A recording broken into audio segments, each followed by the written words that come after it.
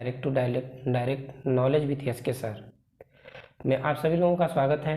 आज जो है दोस्तों हम लोग बात करेंगे वर्णमाला पर। चूँकि वर्णमाला जो है UP TET, C TET, UPP और अदर एग्जाम में जो है बहुत ज़्यादा इंपॉर्टेंट रोल निभाता है। तो दोस्तों आज हम लोग बात जो करने जा रहे हैं वर्णमाला। चूँकि आप लोग जो है बहुत सारे चैनल्स पे वर्णमाला देखे होंगे और पढ़े भी होंगे, याद भी होगा। तो बस आप इसको अपने रिवीजन के पॉइंट ऑफ व्यू से देखिएगा और पसंद आएगा तो चैनल को सब्सक्राइब कर दीजिएगा तथा लाइक शेयर भी कर दीजिएगा। देखिए वर्णमाला, पहला प्रश्न हमारा आता है कि वर्णमाला किसे कहते हैं। ठीक है, वर्णमाला किसे कहते हैं? तो वर्णों को व्यवस्थित समूह या समुदाय को क्या कहते हैं? वर्णमाला कहते हैं। वर्णों के व्यवस्थित समूह या समुदाय को वर्णमाला कहते हैं। वर्णमाला कहते हैं। ठीक है दोस्तों, अब देखिए हम लोग वर्णमाला के बाद जो हम लोग बात करेंगे वर्ण तालिका की। ठीक है, देखिए मतलब वर्णमाला जो होता है दो चीज़ों से मिलकर के बना होता है, दो पार्ट एक होते हैं। ऐसे वर्ण तालिका में लिख देते हैं वर्ण तालिका। देखिए दोस्तों वर्ण तालिका के आधार पर जो है हम लोग चर्चा करेंगे। तो देखिए वर्ण जो होते हैं दो टाइप्स के होते हैं, एक होता है स्वर और दूसरा होता है व्यंजन।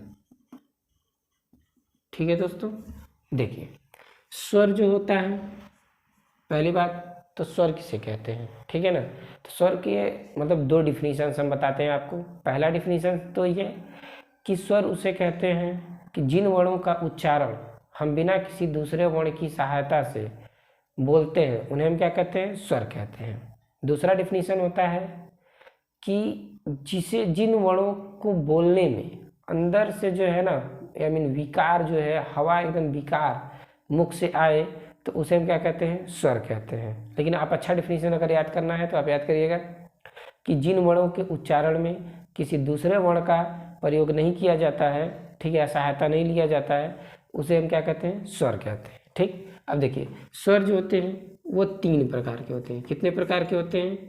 तीन प्रकार के होते हैं। तीन प्रकार के होते हैं। तो पहला कौन होता है? देखिए पहला जो होता है उसे बोलते हैं ह्रस्व स्वर।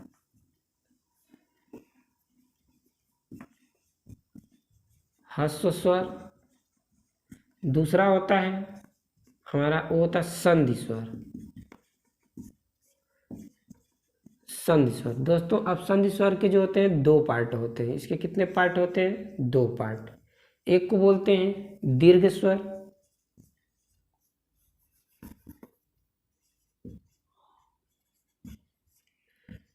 दीर्घ स्वर, और दूसरा होता है हमारा वो होता है संयुक्त स्वर।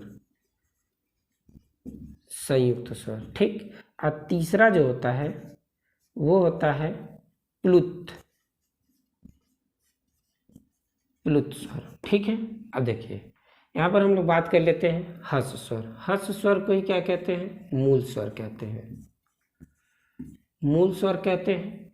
इनकी संख्या जो होती है 4 होती है। हम लिख देते हैं, एक अ होता है, फिर ई होता है, उ होता है और री होता है। ठीक है, उसके बाद से जो हमारा बचता है वो संधि स्वर होता है। ठीक है, संधि स्वर में हम लिख देते हैं आ, बड़ी ई, बड़ा उ, ए, ओ, औ। ठीक, अब देखिए इन तीनों को जो है, ठीक है ना, आ, बड़ी ई और बड़ा ऊ को क्या कहते हैं? दीर्घ स्वर कहते हैं। और इन चारों को जो है हम लोग, इन चारों को जो है चलिए इन चारों को हम लोग संयुक्त स्वर कहते हैं। ठीक है, इन चारों को क्या कहते हैं? संयुक्त स्वर कहते हैं। तो आप जो है बड़ी आसानी से इसको याद रखेंगे। तो देखिए अब संधि स्वरों की संख्या कितनी हो गई? 7। और यहाँ पर मूल स्वरों या ह्रस्व स्वरों की संख्या कितनी हो गई? 4।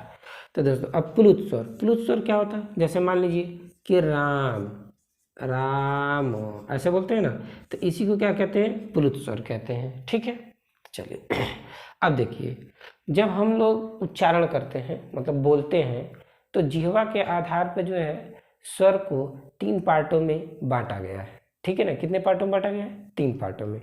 एक अग्र स्वर होता है, मध्य स्वर होता है और पश्च स्वर होता है। तो दोस्तों चलिए हम लोग बात कर लेते हैं, स्वर जो है विकार के आधार पर कितने पार्ट में होते हैं, 3 प्रकार के। ठीक है, तो एक होता है अग्र स्वर, दूसरा होता है मध्य स्वर, और तीसरा होता है पश्च स्वर। ठीक, तो देखिए अग्र स्वर में जो हम लोग बात करते हैं, तो ये हमारा होता है एक, तो जो मूल स्वर होते हैं ई, बड़ी ई, ऊ, बड़ा ऊ। ठीक है, अब देखिए मध्य स्वर में जब हम लोग बात करते हैं, तो एक होता है हमारा अ, बस एक ही होता है। अब इसके बाद से जो बचते हैं वो हमारे क्या होते हैं, पश्च स्वर में होते हैं, जैसे आ, ए, ऐ, ऊ, औ। ठीक है, ये क्या होते हैं, हमारे पश्च स्वर होते हैं। अच्छा, अगर आप ध्यान से देखेंगे तो 7 ये हो गए और 4 ये हो गए, कुल मिला के कितने हो गए, 11। तो स्वरों की संख्या कितनी हो गई, 11। ठीक है, स्वरों की संख्या कितनी हो गई, 11। अब देखिए इसमें आपके दिमाग में चल रहा होगा कि अंग और आह कहाँ गया। तो देखिए अंग और आह को जो है हम लोग इधर लिखते हैं। अंग और आह को कहते हैं अयोग वाह, अयोग वाहक, अयोग वाह। ठीक ना, इन दोनों को क्या कहते हैं, अयोग वाह। अब देखिए इसमें अंग को जो है हम लोग बोलते हैं अनुस्वर, क्या बोलते हैं, अनुस्वर, और अह को हम बोलते हैं विसर्ग, क्या बोलते हैं, विसर्ग। कोई दिक्कत, चलिए अब दोस्तों इन टॉपिक्स में जो है अगर कहीं से भी आपको प्रश्न पूछे कि मतलब मूल स्वरों की संख्या कितनी होती है, तो 4 होता है। हर्ष स्वरों की संख्या कितनी होती है, तब भी 4 होता है। उसमें से एग्जाम्पल पूछे तो आपको याद होना चाहिए अ, ई, उ, री होता है। री चूँकि संस्कृत का वर्ड्स है, इसको लिया गया था। अब देखिए उसके बाद संधि स्वर, संधि स्वर में जो है टोटल जो होते हैं 7 होते हैं। आ होता है, बड़ी ई होता है, बड़ा ऊ होता है, ए होता है, ए होता है, ऊ होता है, अ होता है। ठीक है, इसकी संख्या 7 होती है। इस तरह से ये मिला के हमारे कितने हो गए, 11। लेकिन अगर अंग और अह को मिला लेंगे तो कुल कितने हो जाएंगे, 13। कोई दिक्कत, चलिए फिर से बात कर लेते हैं हम लोग। यहाँ पूछता है दीर्घ स्वर किसे कहते हैं, तो दीर्घ स्वर में आ होगा, बड़ी ई होगा, ऊ होगा। ये बीएड में बहुत बार, बीएड के एंट्रेंस एग्जाम में और भी इस तरह के जितने भी यूपी टेट और सी टेट के एग्जाम होते हैं उसमें बार बार पूछता रहता है। ठीक है, प्लुत स्वर जो है आपको हमने बता दिया कि इसका एग्जाम्पल जो होता है, जैसे राम लिखा है। ठीक है ना, तो इस तरह के शब्द जिसमें लंबा थोड़ा टाइम खींचा जाता है उसे प्लुत स्वर बोलते हैं। जीवा के आधार पर हमने आपको बता दिया कि जीवा के आधार पर जो है मतलब इसको 3 पार्टों में विभाजित किया गया है। एक का नाम होता है अग्र स्वर, दूसरे का नाम होता है मध्य स्वर, और तीसरे जो होता है वो पश्च स्वर।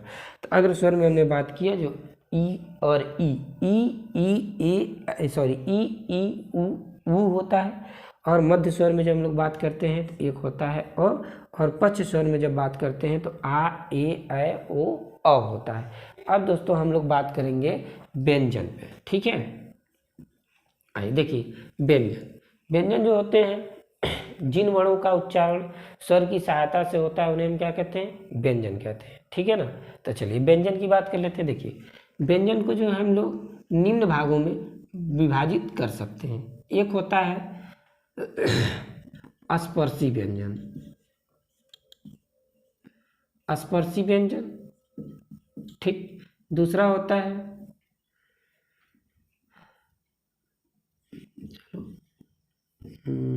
स्पर्शी व्यंजन, फिर संघर्षी व्यंजन, संघर्षी या उष्म व्यंजन। ठीक, उसके बाद से जो होता है आगत होता है, आगत व्यंजन होता है। उसके बाद से संयुक्त व्यंजन होता है, संयुक्त व्यंजन होता है। और इसके बाद से हम लोग बात करेंगे तो अंतःस्थ व्यंजन होता है। ठीक है, अंतःस्थ व्यंजन होता है। देखिए व्यंजन, तो देखिए स्पर्शी व्यंजन। स्पर्शी व्यंजन में जब हम लोग बात करते हैं तो जो क वर्ग से स्टार्ट होता है, क वर्ग से लेकर के और प वर्ग तक, कहाँ तक, प वर्ग तक जो होता है यह स्पर्शी व्यंजन के नाम से जाना जाता है। ठीक है, अब इसी में दो वर्ड और आते हैं, एक होता है ऐसे अड़ और दूसरा होता है ढ। ठीक है, अब देखिए हम लोग बात कर लेते हैं संघर्षी व्यंजन या उसमें व्यंजन। संघर्षी व्यंजन या उसमें व्यंजन की, देखिए संघर्षी व्यंजन या उसमें व्यंजन की संख्या 4 होती है। एक होता है स, श और ह, ये कितने होते हैं, 4। ठीक, इन्हें संघर्षी व्यंजन या उसमें व्यंजन कहते हैं। अब देखिए एक होता है हमारा आगत व्यंजन। आगत व्यंजन में सिर्फ 2 वर्ड होते हैं। कितने वर्ड होते हैं, 2 वर्ड। एक का नाम होता है ज और एक का नाम होता है फ, ज और फ। उसके बाद से हम लोग बात कर लेते हैं संयुक्त व्यंजन। देखिए संयुक्त व्यंजनों की संख्या कितनी होती है, 4। कितनी होती है, 4। तो देखिए चारों का नाम लिख देते हैं। एक का नाम होता है छ, का नाम होता है त्र, अज्ञ और स्र।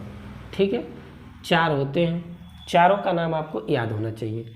अब बात करते हैं हम लोग अंतःस्थ व्यंजन की। देखिए अंतःस्थ व्यंजन जो होते हैं ये भी 4 होते हैं। कितने होते हैं, 4, य, र, ल और व। ठीक है, तो देखिए ये हमारे बड़ी आसानी से याद होने वाली चीज़ें हैं। आप मन लगा के पढ़ेंगे और याद करेंगे तो याद हो जाएंगी। ठीक है, अब यहाँ से प्रश्न होता है, जैसे संयुक्त व्यंजन में जब हमने बात किया तो देखिए 4 होते हैं, एकदम याद रखना है। आगत में 2 होता है, संघर्षी और उसमें व्यंजन में 4 होता है। और इसमें स्पर्शी व्यंजन में जब बात करते हैं तो इसमें देखिए वैसे तो 25 होंगे, इन दोनों को जोड़ लेंगे तो 27 हो जाएंगे। ठीक है, अब देखिए अंतःस्थ व्यंजन में जब हम लोग बात करेंगे तो इसमें भी कितने होंगे, 4 होंगे। तो देखिए इनका क्या होता है, य प्लस व को जो है हम लोग य प्लस व को, ठीक है, इन दोनों का भी एक नाम होता है। इसे हम बोलते हैं, एक य व होता है और एक र होता है और एक हमारा ल होता है। ठीक है ना, तीनों के अलग अलग नाम होते हैं। तो देखिए इनको हम लोग अर्ध स्वर बोलते हैं। इसको जो है र को हम लोग लुंठित बोलते हैं और ल को जो है हम लोग